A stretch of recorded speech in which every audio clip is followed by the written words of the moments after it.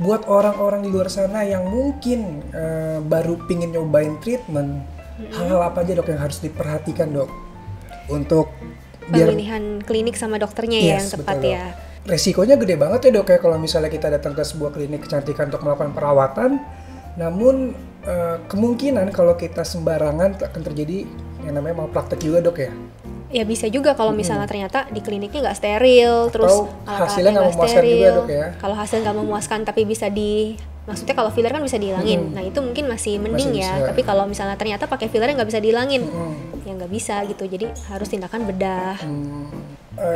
Dari dokter nih selama praktek di klinik gitu, kira-kira treatment apa sih dok yang paling dicari sama pasien?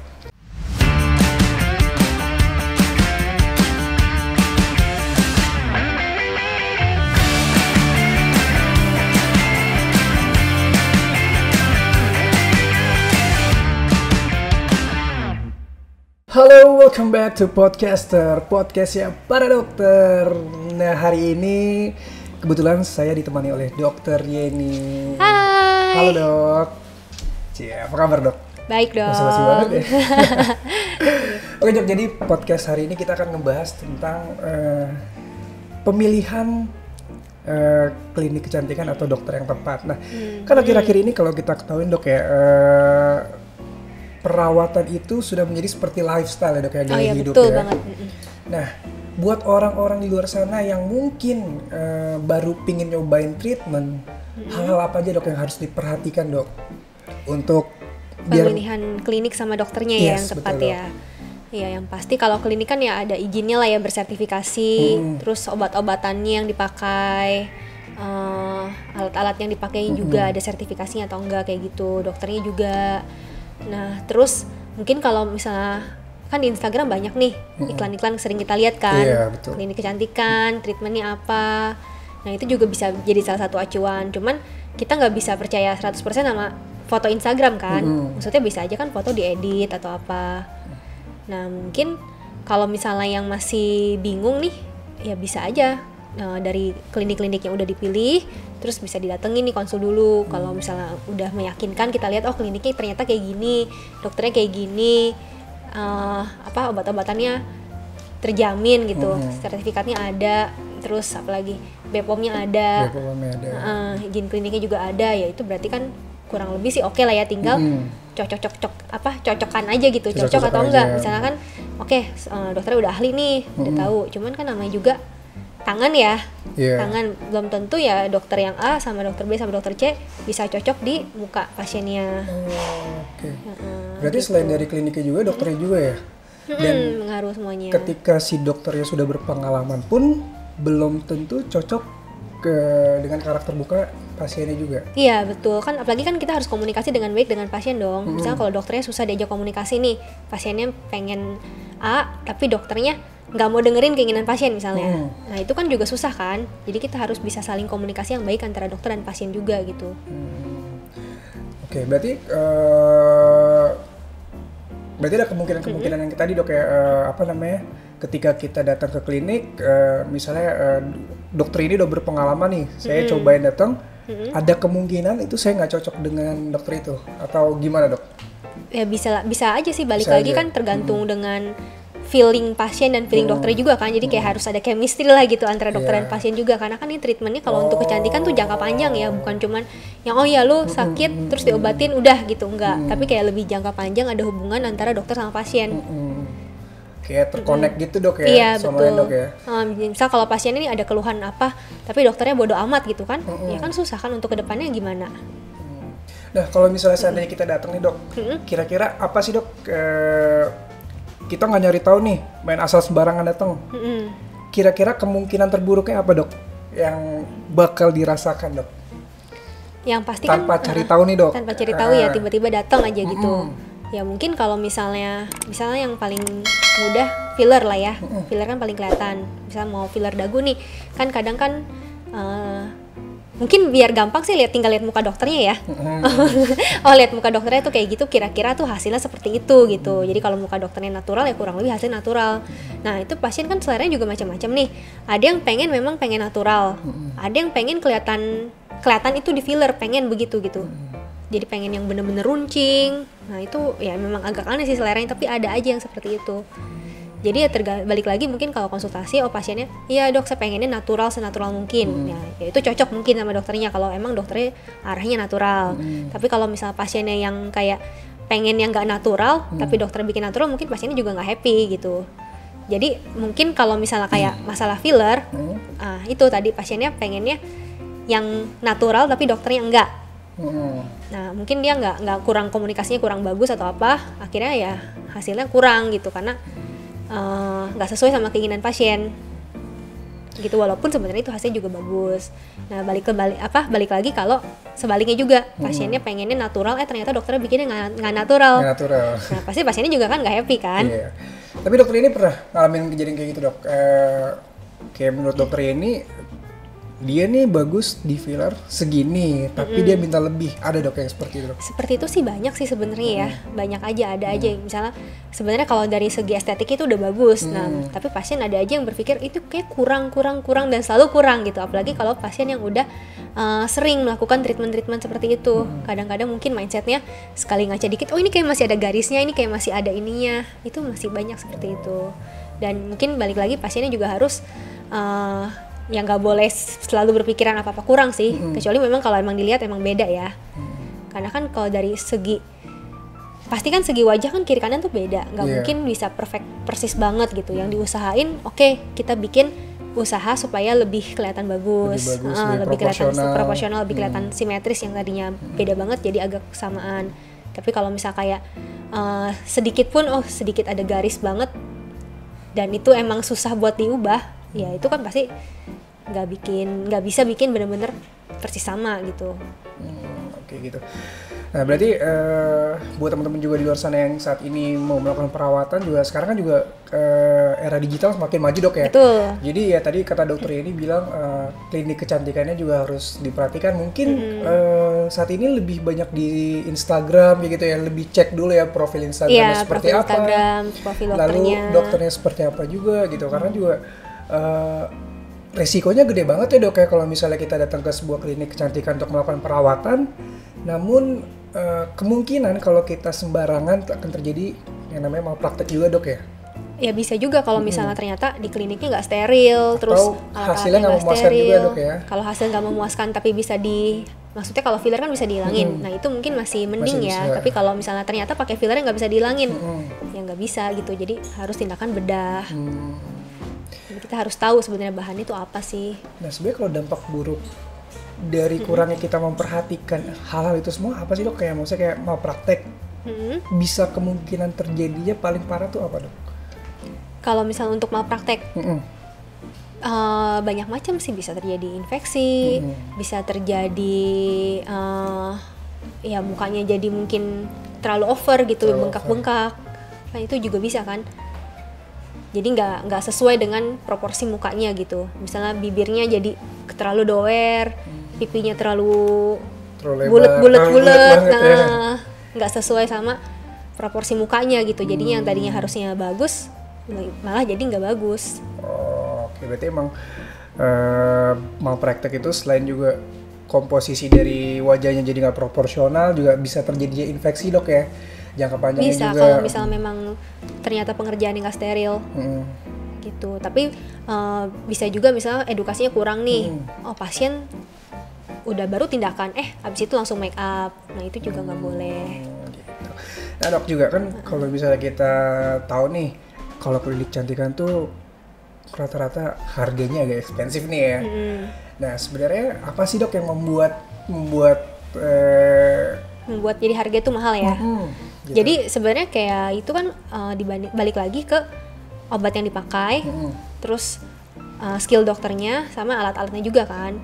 Nah oke lah kita datang ke klinik mungkin harganya murah nih, cuman mungkin di klinik A 2 juta udah dapat banyak, misalnya di klinik B 2 juta cuma dapat satu macam, atau itu pun ya treatment yang berbeda misalnya. Ya itu balik lagi obat-obatan yang dipakai sih. Dengan harga segitu, ya memang kualitasnya cuma dapat segitu gitu. Nggak bisa kita pengennya harga murah tapi kualitasnya yang bagus banget, ya nggak mungkin. Itu nggak bisa. Berarti emang lebih ke kualitasnya dok ya? Betul. Dan juga kalau misalnya kita lihat juga di klinik histologi banyak banget sih dok yang pasien-pasien yang real pasien ya, yang dari infusnya, terus dari treatmentnya juga memang rata-rata puas dengan hasil dari treatmentnya juga dok ya. Iya betul, karena kan kita semuanya pakai obat yang kualitasnya bagus, sudah terjamin gitu. Terus dokter-dokternya juga udah berpengalaman. Nah ini juga di luar sana banyak banget nih dok teman-teman yang nanya, kadang merasa untuk datang ke klinik histologi tuh takut karena mereka menganggap wah klinik histologi itu kliniknya para artis dok. Terus gitu. Dokter-dokternya nanti pasti sombong nih karena dia senanganin artis ya kayak gitu-gitu dok. Nah gimana tuh dok?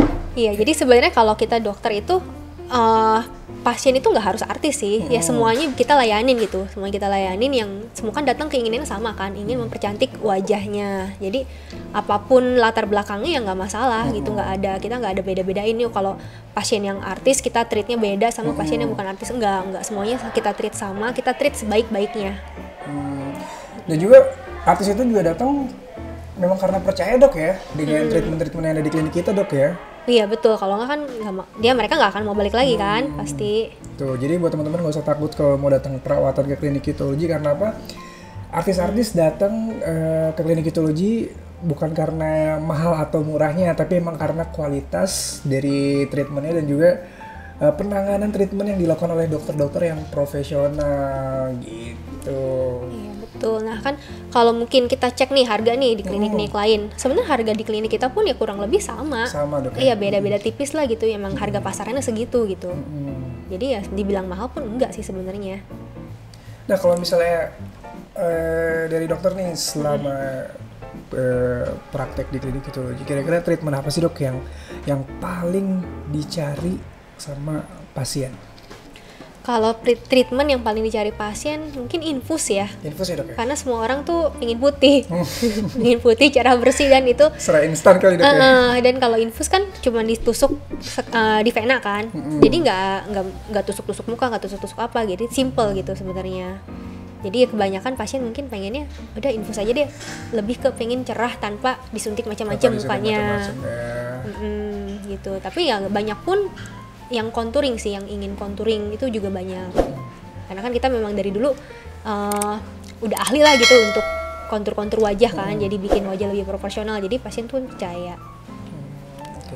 Ada juga kan banyak banget nih dok pasien-pasien yang misalnya udah datang ke klinik histologi, tiba-tiba pindah ke klinik lain, lalu balik lagi. Nah itu gimana dok tanggapannya dok?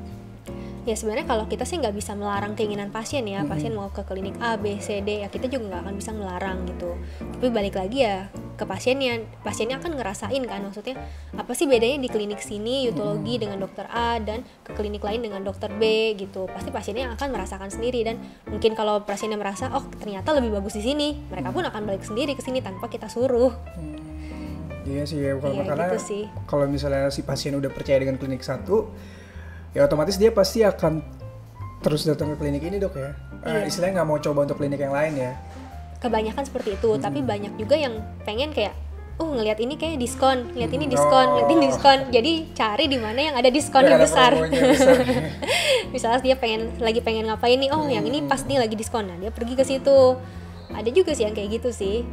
Ada juga, tapi kebanyakan yang udah kayak gitu, ternyata begini ya, udahlah balik lagi ke sana.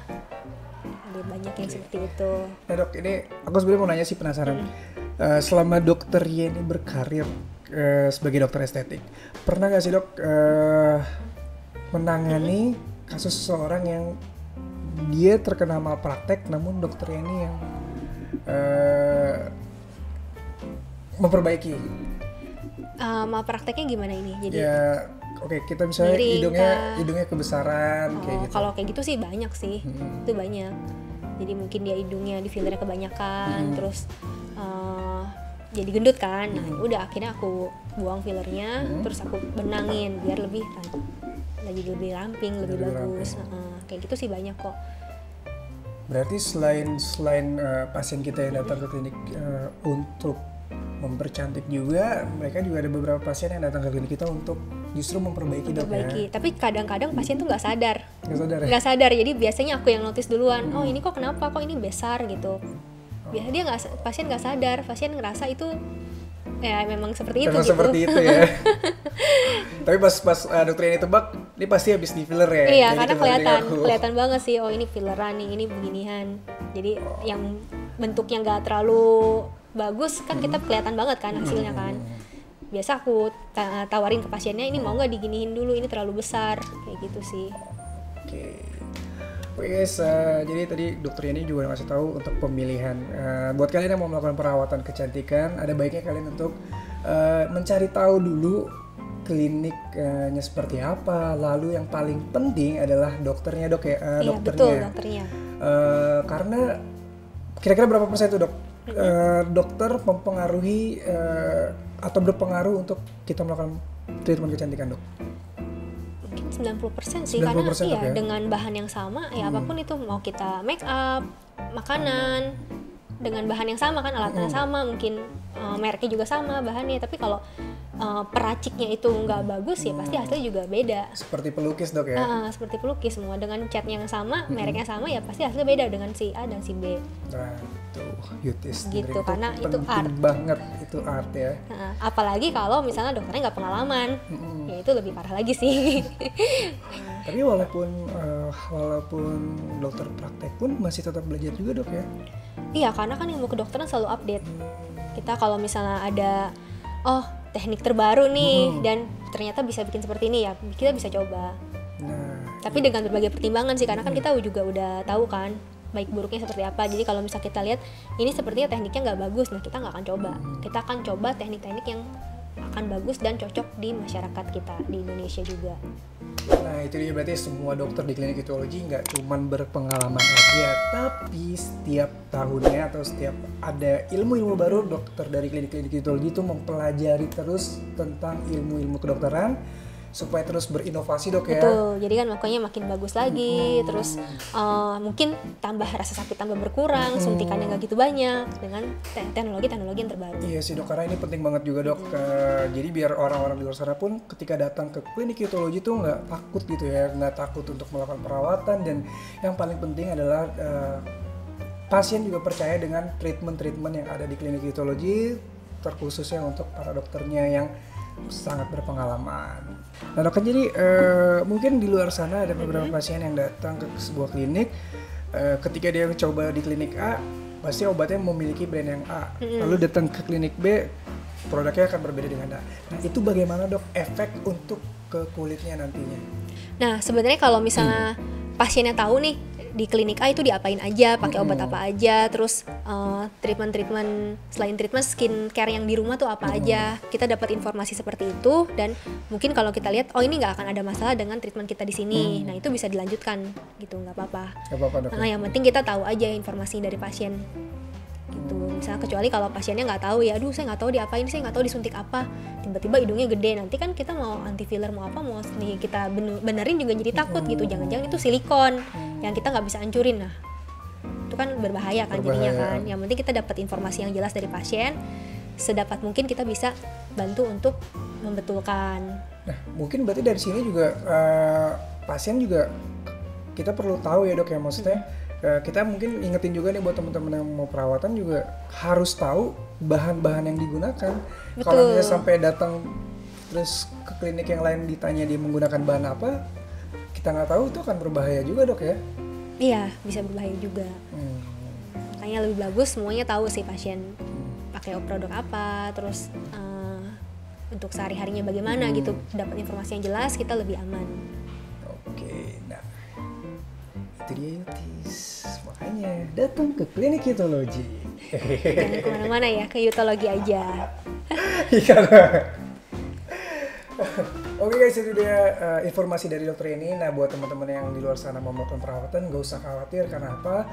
Yang paling penting kalian tahu klinik mana yang tepat untuk melakukan treatment, dan yang paling penting lagi adalah cari tahu siapa dokternya, karena 90% dokter itu akan mempengaruhi dari hasil treatment perawatannya. Oke guys, jangan lupa untuk terus saksikan podcaster bersama dengan dokter-dokter yang ada di klinik kitologi, tentunya akan memberikan informasi-informasi seputar perawatan kecantikan. Sampai jumpa di episode selanjutnya. Dadah!